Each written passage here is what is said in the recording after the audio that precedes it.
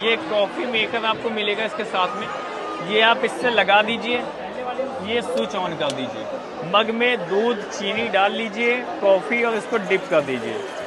ये आपको झागदार कॉफ़ी बना देगा अपने स्टीम से। हाँ जी। और दूसरा ये है हमारा स्टीम लेने के लिए है। ये आपको सर्दी जुकाम है, यहाँ पे विक्स लगाइए। चोट मोच का पेन है तो आप लगाइए आयोडेक्स। चेहरे पे लेना है तो लगाइए कोल्ड क्रीम। उसके बाद सिंपली इसको लगा दीजिए। ये लग चुका है, ये ऑन कर दीजिए। ये देखिए स्टीम निकलना चालू हो गया। इससे फेशियल वगैरह सारी चीज़ें सारी चीज़, सोना बात, स्टीम बात, सब हो जाएगा। ये देखिए आप।